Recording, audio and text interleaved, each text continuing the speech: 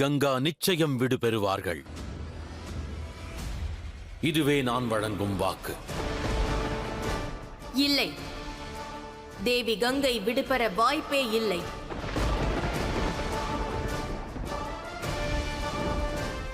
என் பாதைக்கு தாங்கள் தடையாக வேண்டாம் பார்வதி. தாங்கள் தான் என் பாதையில் இருக்கிறீர்கள், நான் அல்ல மகாதேவா. இப்பிரபஞ்சத்தின் நலன் காத்திடுவதே எனது மார்க்கமாகும். எனது பாதை விட்டு விலகிச் செல்லுங்கள் பார்வதி. அதற்கு வாய்ப்பில்லை. நான் விலக மாட்டேன். தங்களால் இயன்றதை தாங்கள் செய்யுங்கள்.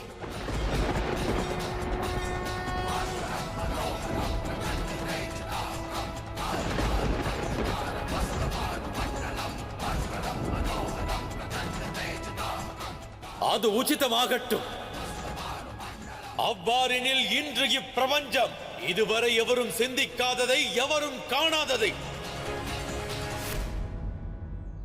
இன்று நிச்சயம் கண்டிட போகிறது தேவி பார்வதி.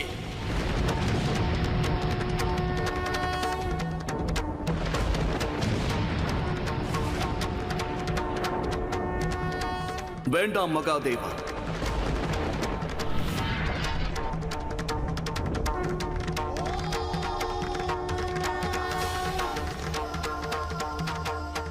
இத்தவறை செய்யாதீர்கள். தாங்கள் சிவசக்தி ஆவீர்கள். சற்று பொறுமை காக்க வேண்டும்.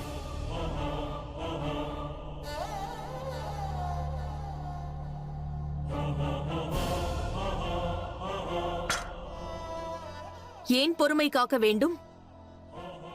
மகாதேவர் அனைத்தும் அறிந்தவர்தானே, அவருக்கு எடுத்துரையுங்கள். ஒருவேளை பிரபஞ்சத்தில் எவரேனும் சிவனின் சக்தியின் இடத்தை அடைய முயன்றால் அந்த இடத்தை கோருபவரை சக்தி நிச்சயம் சம்ஹாரம் செய்வாள். அந்த இடத்தை கோருபவரை சக்தி நிச்சயம் சம்ஹாரம் செய்வாள்.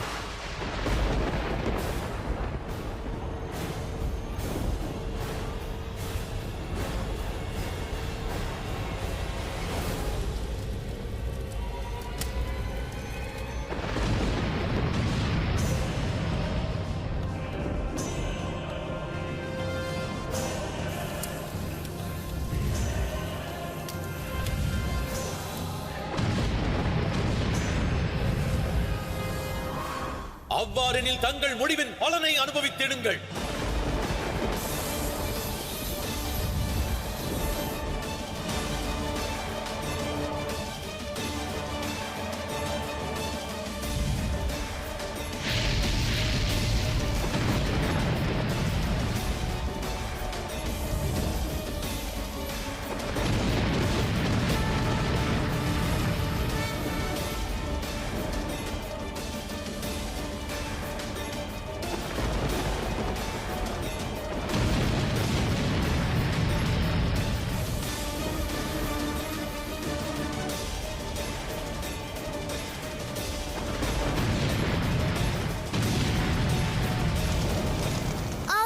கொள்ள வேண்டாம் தந்தையே, பொறுமையாக இருங்கள்.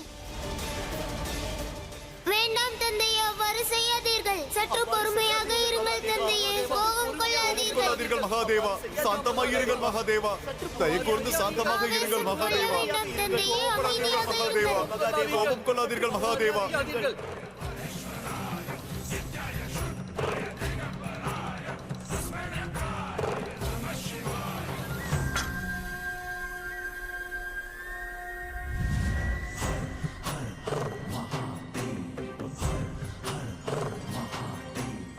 தவறு. யாவரும் புரிந்திடுவர். தாங்களும் புரிந்துள்ளீர்கள். எனினும் இழைத்த தவறை தாங்கள் உணராதிருப்பதே எனக்கு பெரும் மனவேதனை அளிக்கிறது. தாங்கள் இழைத்த காரியத்தால் பிரபஞ்சத்தோர் பாதிக்கப்பட்டிருக்கின்றார்கள் என்பதை தாங்கள் இக்கணம் வரை உணராதிருக்கின்றீர்கள். மகாதேவா, ஒரு நதி வற்றியதால் என்ன பிரச்சனை மகாதேவா? தாங்கள் கூறினால் இப்பொழுதே இக்கணமே நான் வற்றாத நதியை உருவாக்குவேன். நிறுத்துங்கள். ரிஷியானவர் அகங்காரம் கொள்வது என்றும் அழகு சேர்க்காது. தங்களால் இப்பிரபஞ்சத்தின் சமநிலை குறித்து சிந்திக்க இயலாதென்றால் தாங்கள் மட்டுமல்ல, பேரன்பு கொண்ட என் துணைவி பார்வதியாயினும் குற்றமிழைத்தவளே, பார்வதியாயினும் குற்றமிழைத்தவளே.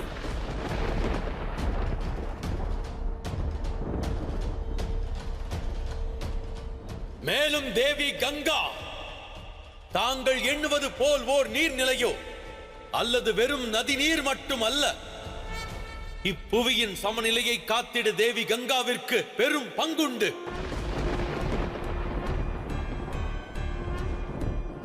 பல ஜீவன்களுக்கு அவள் அன்னை. எனவேதான் ஹார ஹார கங்கை என்று யாவரும் துதி பாடுகின்றனர்.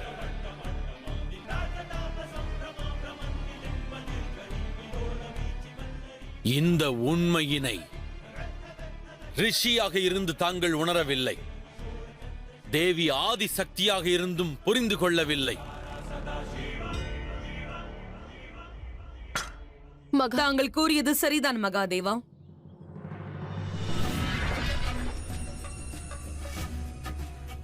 தேவி கங்கையின் இடத்தையும் அவர்கள் மீது தாங்கள் கொண்டுள்ள கௌரவத்தையும் நான் நன்றாக பார்க்கிறேன். நான் மற்றொன்றையும் காண்கிறேன்.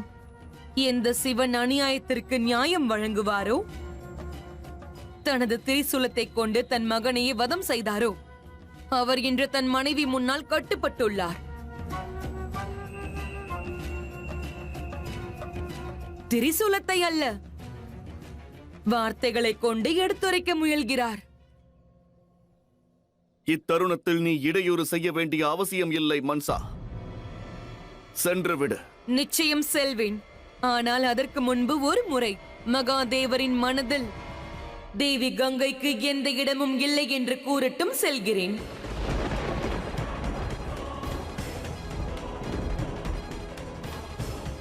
மகாதேவரின் பிரபஞ்சத்தில் தேவி கங்கைக்கு எந்த மகத்துவமும் இல்லை என்று. மகத்துவம் உள்ளது, மகத்துவம் உள்ளது.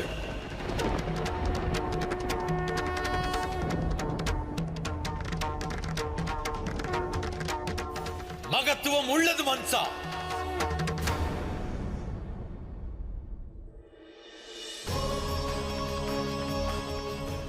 ஆனால் அந்த மகத்துவத்திற்கு, அவ்வகை உறவிற்கு என்ன பெயர்? அதை நான் அறியேன். நான் ஒரே ஒரு முறை கூறியதால் தேவி கங்கா பூவுலகம் வந்து பாய்ந்திடத் துவங்கினாள். அவ்வாறெனில் தனிப்பட்ட முறையில் தேவி கங்கா மீது உணர்வில்லாதிருக்குமா? உணர்வில்லாதிருக்குமா? உணர்வில்லாதிருக்குமா?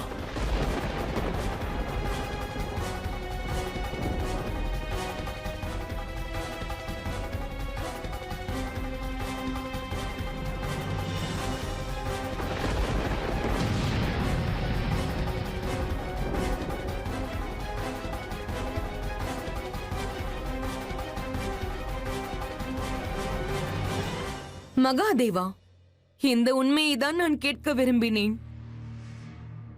மகாதேவரின் மனதில் தேவி கங்கைக்கு ஒரு இடம் உள்ளது.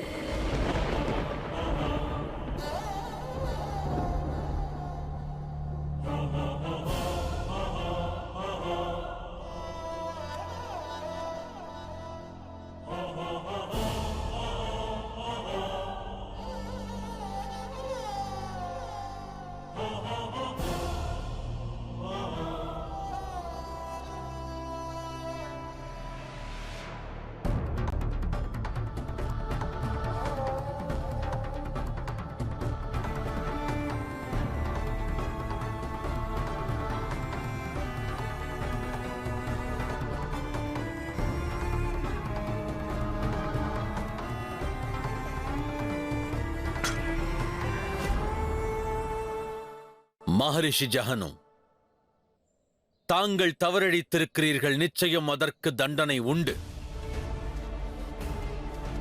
தாங்கள் அவ்வாறென்றால் என்னை திரிசூலத்தை கொண்டு வதம் செய்யுங்கள். ஏனென்றால் என் சகோதரியின் விருப்பத்தை நிராகரிக்கும் துணிச்சல் எனக்கு இல்லை. அவ்வாறே தங்களையும் என்னால் எதிர்க்க இயலாது. நான் எந்த தவறும் செய்யவில்லை. ஆகையால் குற்ற உணர்ச்சியும் இல்லை. குற்ற உணர்ச்சி ஏற்படும். ஏற்படாது. மகாதேவா! மகாதேவா! மகாதேவா! மகாதேவா! மகாதேவா! மகாதேவா! மகாதேவா, எங்கள் மேனி எரிந்து விட்டது. ஆனால் எங்கள் அஸ்திகள் தேவி கங்கையில் கலக்கப்படவில்லை. ஆகையால் எங்களுக்கு முக்தி கிட்டவில்லை மகாதேவா. நாங்கள் என்ன செய்வது? மகாதேவா, மகாதேவா, எங்களுக்கு வேண்டும். மகாதேவா,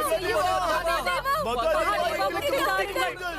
பார்த்தீர்களா மகரிஷி, இவர்களுக்கு என்ன பதில் கூறுவது? பூத உடல் இழந்த இந்த ஆன்மாக்களுக்கு எவ்வாறு முக்தி அளிப்பது? முக்தி தரும் கங்கையை தாங்கள் பருகிவிட்டீர்கள். மகரிஷி ஜஹனு, இனி இப்பூவுலகில் இருக்கும் அனைத்து ஆன்மாக்களுக்கும் தங்களிடம் வந்து தனது முக்திக்கான பாதையை கேட்கும். இவரே மகரிஷி ஜஹனு. இவர் தேவி கங்காவை வற்றச் செய்தார். ஆனால் இனி இவரே முக்திக்கான பாதையை வழங்குவார். கேளுங்கள்.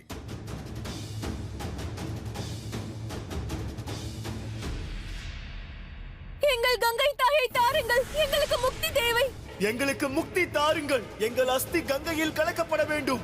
எங்களுக்கு முக்திக்கான மார்க்கத்தை காட்டுங்கள். எங்கள் கங்கை தாய் எங்களுக்கு தேவை. எங்களுக்கு முக்தி தாருங்கள். எங்கள் அஸ்தி கங்கையில் கலக்கப்பட வேண்டும். எங்களுக்கு முக்திக்கான மார்க்கத்தை காட்டுங்கள். எங்கள் கங்கை தாய் எங்களுக்கு தேவை. மகாதேவருக்கு கங்கை மீது விருப்பம் என்றால் இருக்கட்டும். என்னை பொறுத்தவரை நான் எந்த தவறும் செய்யவில்லை. எங்களுக்கு முக்தி வேண்டும் மகாதேவா. எங்களுக்கு முக்தி வேண்டும். மகாதேவா, மகாதேவா, எங்களுக்கு முக்தி கொடுங்கள். எங்களுக்கு முக்தி தாருங்கள். எங்கள் அஸ்தி கங்கையில் கலக்கப்பட வேண்டும். எங்களுக்கு முக்திக்கான மார்க்கத்தை காட்டுங்கள். கங்கை தாய் எங்களுக்கு தேவை. இல்லை.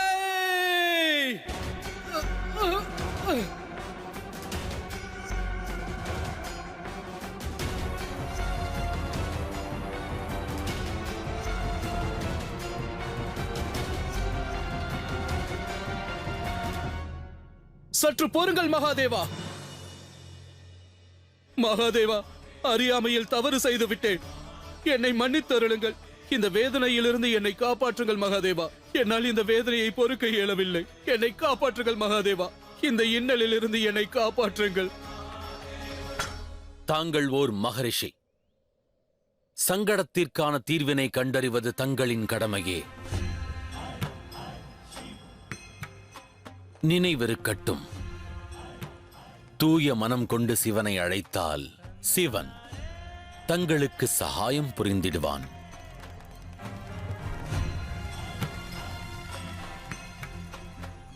மகாதேவா, நான் குற்றம் புரிந்து விட்டேன். அதற்கு மன்னிப்பு கோருகிறேன். ஒரு விதத்தில் நான் பெருமிதமும் கொள்கிறேன். ஏனென்றால் சிவசக்தியின் திருவிளையாடலில் பங்கு பெற்றேன் அல்லவா? இதைவிட சௌபாகியமான விஷயம் வேறு என்ன இருக்கிறது? பிரபு, என் தவறுக்கு பிராயச்சித்தம் செய்யும் பொருட்டு இந்த உடலை நான் துறந்து தேவி கங்கையை நான் விடுவிக்கிறேன். தேவி கங்கையை நான் விடுவிக்கிறேன். தேவி கங்கையை நான் விடுவிக்கிறேன்.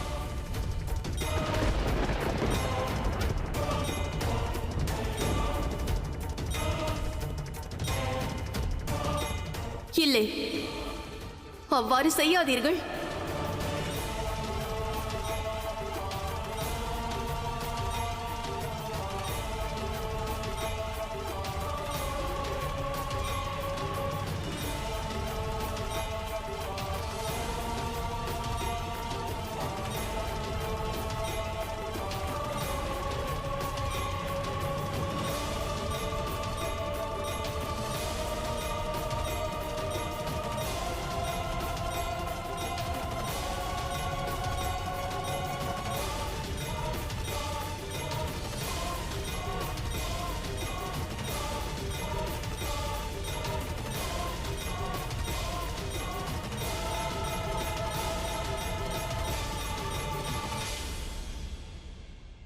ஹர ஹர மகாதேவா, ஹர ஹர மகாதேவா.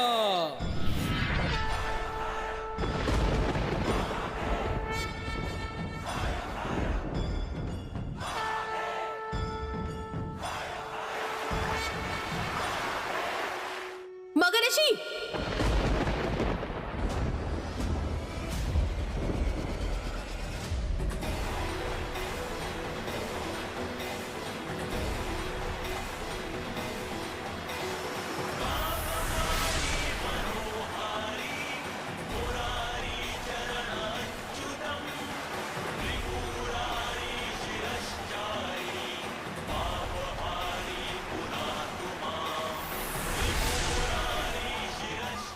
இது ஆத்ம ஞானத்தின் உணர்வு, சத்தியத்தின் உணர்வு. எப்பொழுது ஒரு மானிடர் தன் வேதனையை பொருட்படுத்தாது பிறரின் நலன் காத்திடவே வாழ்வை அர்ப்பணிக்கின்றாரோ, அப்பொழுதே அவர் மனிதனிலிருந்து மகானாக மாறுகின்றார்.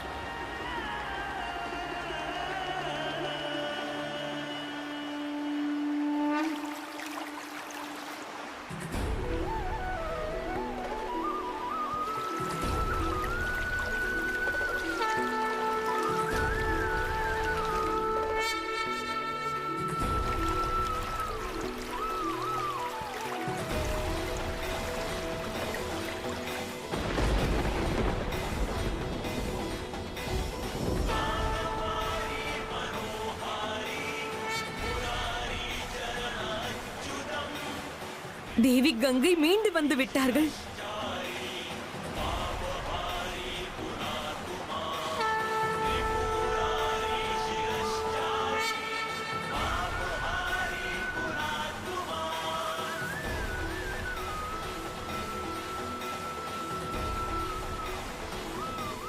தேவி கங்கா, என் துணைவிக்காக நான் மன்னிப்பு கோருகின்றேன். வர இருக்கும் காலத்தில் இனி தாங்களும் தனிப்பட்ட காரணத்திற்காக பிரபஞ்சத்திற்கு வேதனை தரமாட்டீர்கள் என்று நம்புகிறேன்.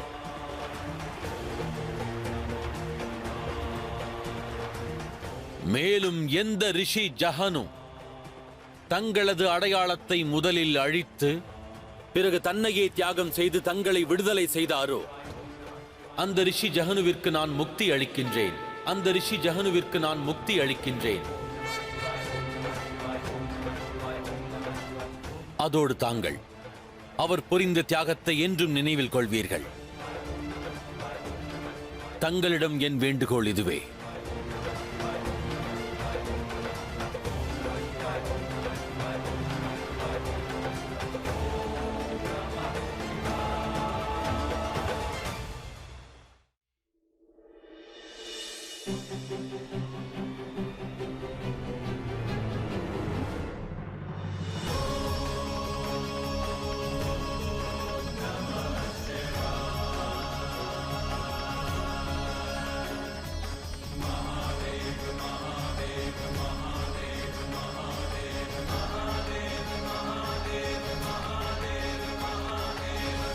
நில்லுங்கள் தேவி கங்கையே, இனி தாங்கள் உள்ளே வர அனுமதி இல்லை. தாங்கள் கைலாயத்திற்கு வர என்னால் அனுமதிக்க இயலாது.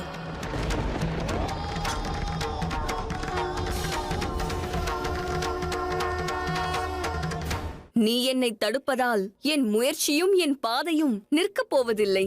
நீ மறவாதே, இப்பிரபஞ்சத்தை அழிக்கும் சக்தி என்னிடமும் உள்ளது. நீ ஆதிசக்தியாக இருக்கலாம், ஆனால் நான் கங்கையாவேன். மகாதேவரின் முயற்சியால் நான் விடுதலை பெற்றிருக்கிறேன். மகாதேவருடன் தான் நான் இவ்விடம் வந்துள்ளேன். ஆகையால் புரிந்து கொள், என்னை உள்ளே வர அனுமதி பார்வதி. அவ்வாறெனில் தனிப்பட்ட முறையில் தேவி கங்கா மீது உணர்வில்லாதிருக்குமா?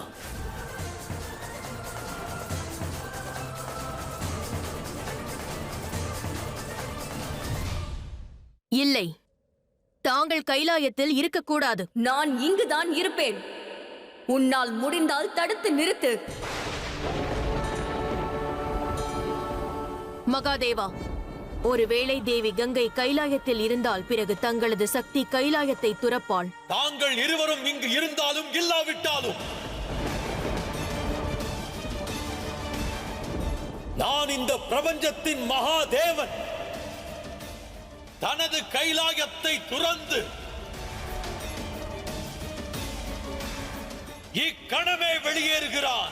இக்கணமே வெளியேறுகிறான். இக்கணமே வெளியேறுகிறான்.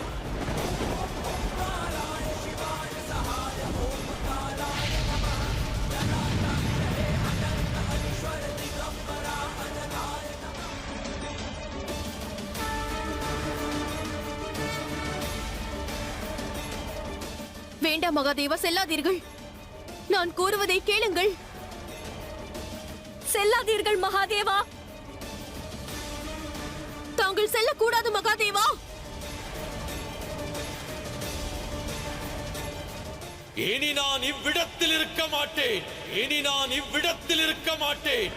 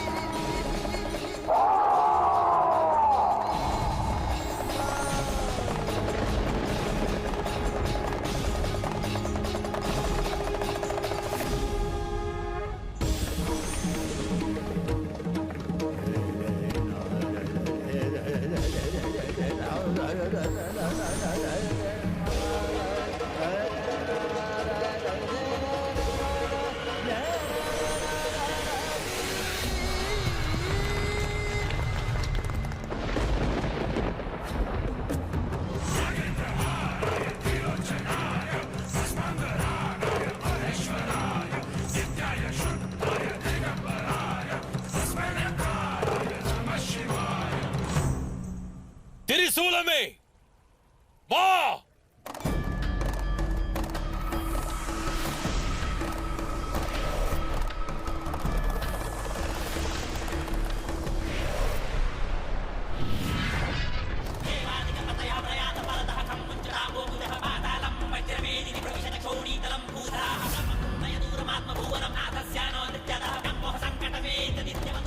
இல்லை மகாதேவா, தாங்கள் செல்லக்கூடாது.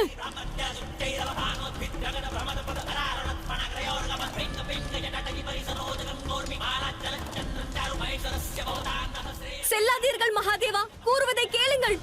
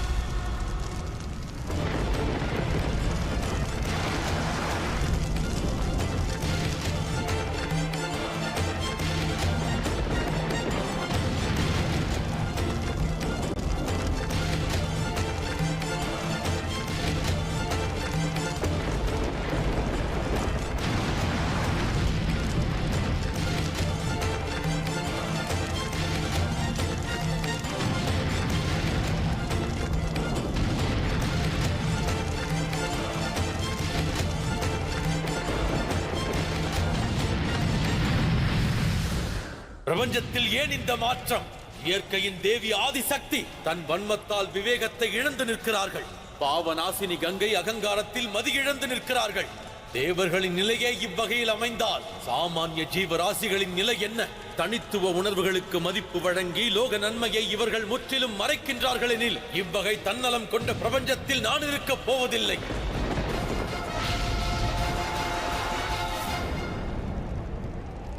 இதை எண்ணிதான் நான் அஞ்சினேன் நாராயணா.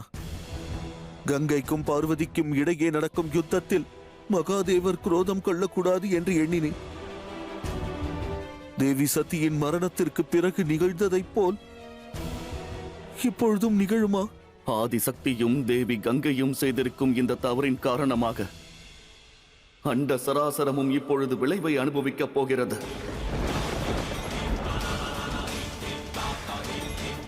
அதோடு இந்த பிரபஞ்சத்தில் உள்ள அனைவரும் காணப்போகிறார்கள் சிவனின் புதிய ரூபத்தை.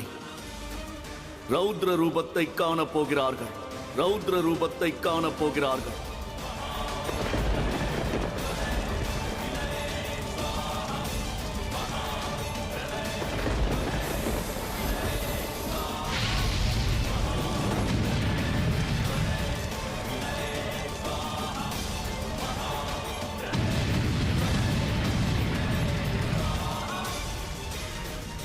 நாராயணா, தயை கூர்ந்து மகாதேவரை தடுத்து நிறுத்துங்கள். செல்லுங்கள். பிரபு, இதற்கு முன்பு மகாதேவர் குரோதம் கொண்டு இவ்வாறு கைலாயத்தை துறந்து சென்றதில்லையே. பிரபு, மகாதேவர் பிரபஞ்சத்தை பிரிந்து செல்வதை பற்றி பேசிக் கொண்டிருக்கிறார். இந்த அசம்பாவிதத்தை தடுத்து நிறுத்துங்கள். இவ்வாறு நடந்துவிட்டால் பிறகு இப்பிரபஞ்சமே அழிவை சந்திக்கும். பிரபு,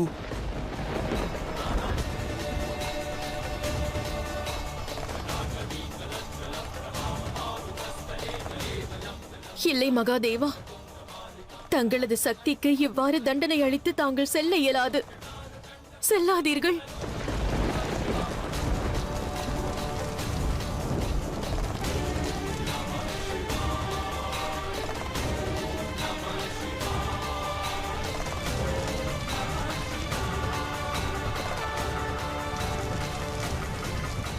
தாங்கள் இப்பிரபஞ்சத்தின் மகாதேவரெனில் நானும் இப்பிரபஞ்சத்தின் ஆதிசக்தி பர்வத அரசரின் மகள் பார்வதி ஆவேன். நானும் என் தந்தையைப் போலவே திடமாக இருப்பேன். தங்களை நான் தடுத்து நிறுத்துவேன். தாங்கள் செல்ல நான் அனுமதிக்க மாட்டேன். பர்வதங்களே, பர்வத அரசரின் மகளான இந்த பார்வதி தங்களுக்கு கட்டளையிடுகிறேன். பார்வதி தங்களுக்கு கட்டளையிடுகிறேன்.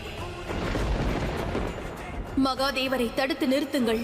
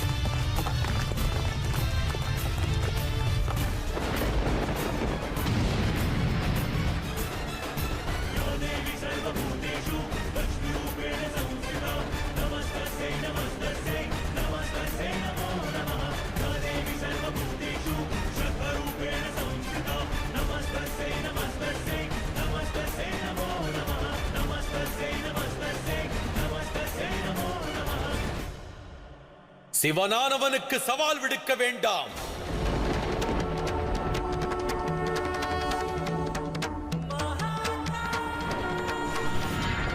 இல்லை மகாதேவா, இல்லை. என் மாப்பிள்ளையை சமாதானப்படுத்த விரும்புகிறேன். தாங்கள் எனது மாப்பிள்ளை ஆவீர்கள். தாங்கள் இவ்வாறு குரோதம் கொண்டு செல்ல அனுமதிக்க இயலாது. இன்று நிற்காது சென்று கொண்டிருக்கும் சிவனின் குரோதம் அடங்காது. ஏனெனில் சிவனானவன் இப்பிரபஞ்சத்தினை துறந்து தனித்திருக்கவே விரும்புகின்றேன். தனிப்பட்ட விருப்பு வெறுப்புக்காக லோக நன்மை எனும் உன்னதமான ஆதாரத்தினை மறந்து வன்மத்தில் மூழ்கிக் கொண்டிருக்கும் இப்பிரபஞ்சத்தினில் வாழ்ந்திட நான் சற்றும் விரும்பவில்லை. என் பாதை விட்டு விலகிச் செல்லுங்கள். பாதை விட்டு விலகிச் செல்லுங்கள்.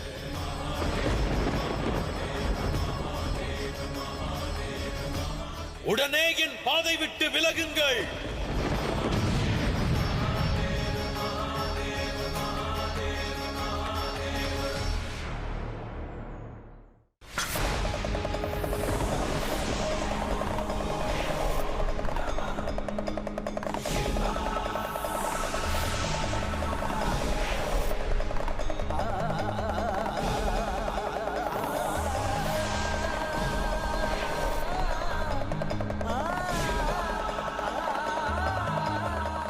என்னை மன்னியுங்கள் மகாதேவா. இமவானின் மகளின் கட்டளையை என்னால் மீற இயலாது.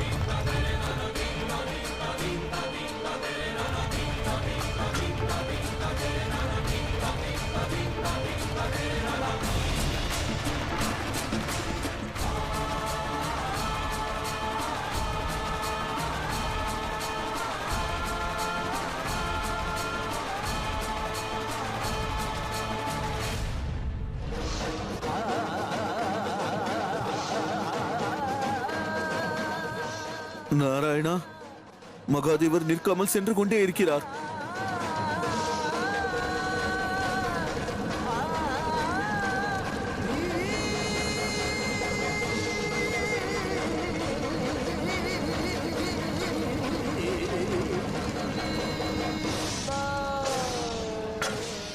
இப்புவியின் இந்த ஸ்தலத்திற்கு ஒரு சாபம் அளிக்கிறேன். இத்தருணத்திற்கு பிறகு இவ்விடத்தில் ஒரு விருட்சமோ அல்லது செடி கொடிகளோ வளர்வதற்கு வாய்ப்பில்லை.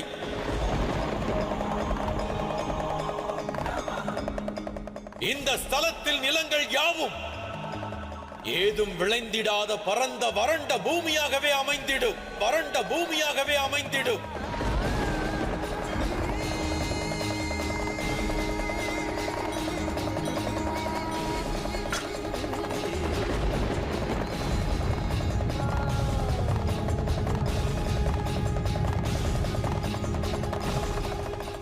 ஏதேனும் செய்யுங்கள் பிரபு, ஏதேனும் செய்யுங்கள். மகாதேவர் குரோதம் கொண்டு இந்த அண்ட சராசரத்தையும் சம்ஹாரம் செய்துவிடப் போகிறார்.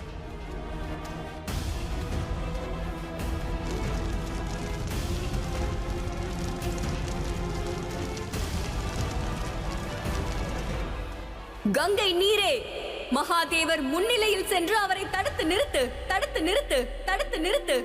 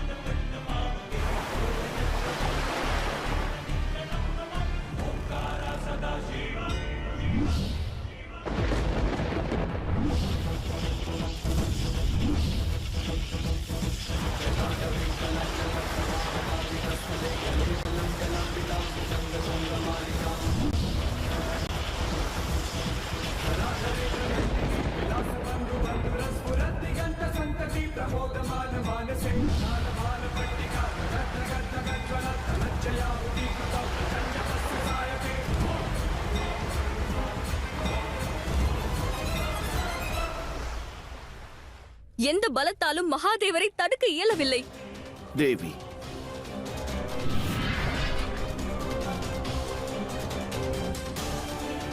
மகாதேவரை பலத்தை கொண்டு தடுக்க இயலாது. அந்த அளவிற்கு சக்தி ஆதிசக்தியிடமும் இல்லை. தேவி பார்வதி, தேவி கங்கையே, இருவரும் சேர்ந்து மாபெரும் தவறை செய்திருக்கிறீர்கள். விரக்தியில் மகாதேவர் இந்த முடிவை எடுப்பதற்கு தாங்கள் இருவரும் தான் காரணம்.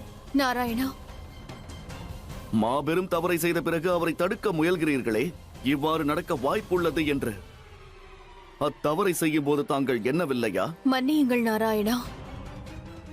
தாங்கள் கூறும் எதையும் நான் கேட்க விரும்பவில்லை, புரிந்து கொள்ள விரும்பவில்லை. நான் அறிவேன். தங்கள் உணர்வு தங்களுடைய விவேகத்தை மழுங்கடித்து விட்டது. ஆனால் உண்மையின் கண்ணாடியை காட்ட வேண்டியது எனது கடமை. தாங்கள் இருவரும் லோக நன்மையை முற்றிலுமாக மறந்து சூழ்ச்சியின் வலையில் சிக்கினீர்கள். அதன் காரணமாக சக்தியின் ஆதாரமான சிவனும் சக்தியற்றவரானார். அன்பின் பிரதிபிம்பமான மகாதேவரும் விரக்தி அடைந்தார். கடமையை சிரம் மேல் வைத்து செய்து முடிக்கும் சிவனும் இன்று விரக்தியில் கடமையை மறந்து விட்டார்.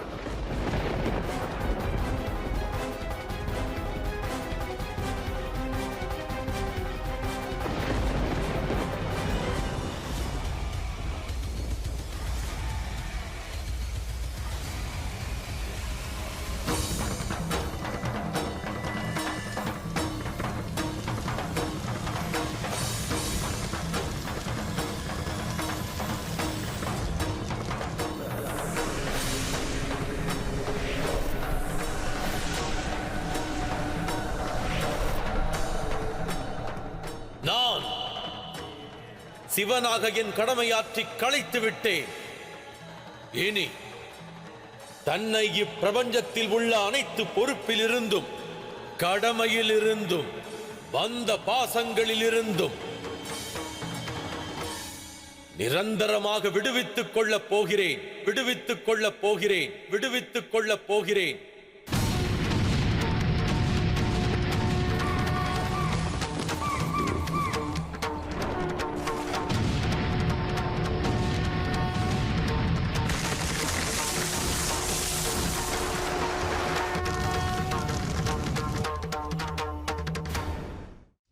கேட்டீர்களா தாயே? இப்பிரபஞ்சத்தின் சிவன் பிரபஞ்சத்தை துறந்து செல்கிறார். என் வன்மத்தின் வேகத்தை அதிகரிக்கிறார். இது மன்னிப்பு கோருவதற்கான தருணம் அல்ல, வெற்றி கொண்டாட்டத்திற்கான தருணம். இது உனது வெற்றி அல்ல மன்சா, மாபெரும் தோல்வி என்று உணர்ந்து கொள். ஒன்றை நினைவில் கொள், இந்த தவறுக்காக இப்பிரபஞ்சமே உன்னை குற்றவாளி என்று கூறும். சிலருக்கு அது வெற்றி கொண்டாட்டம் என்றால் பலருக்கு அது வேதனை ஓலம் தானே. பிரபஞ்சம் என்ன கூறினாலும் கவலை இல்லை. இந்த மன்சாவின் விருப்பம் சிவசக்தியை தோற்கடிப்பது மட்டுமே.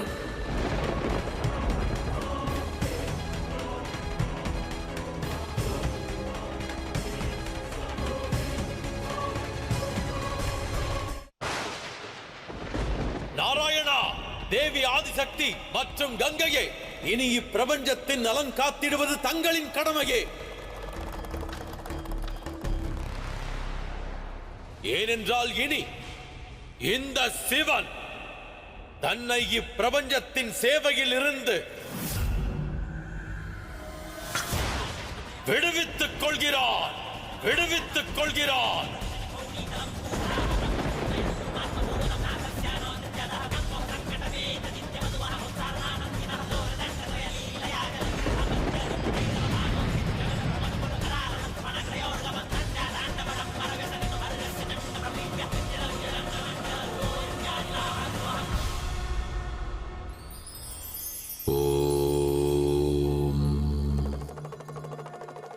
ஜனனித்து பிள்ளை பருவம், பின்பு இளமை பருவம், அதன் பின்பு முதுமை பருவம், அதற்கு பிறகே மரணம். வாழ்க்கையின் இந்த சக்கரம் பிரபஞ்சத்தின் சத்தியமாகும். சில கணங்களிலேயே நமது வயதை கடப்பது மிகவும் இயல்பான ஒன்று. ஆனால் அந்த வயதை தோற்கடிப்பது மிகவும் எளிதான ஒன்று. அதையும் தாங்கள் புரிந்து கொள்ள வேண்டும். அது எவ்வாறு சாத்தியமென்று சிந்திக்கலாம். கடக்கும் வயதை உணராதிருக்க வேண்டுமாயின் பிள்ளை பருவத்தில் கண்ட கனவுகளை, ஆசைகளை முதுமை காலம் வரை நினைவில் கொள்ளுங்கள். ஆசைகள் ஆவல் கொண்டே இருக்க வேண்டும். அதன் பிறகே வாழ்வில் ஒவ்வொரு கணங்களிலும் ஆனந்தம் கொண்டிருப்பீர்கள். ஓ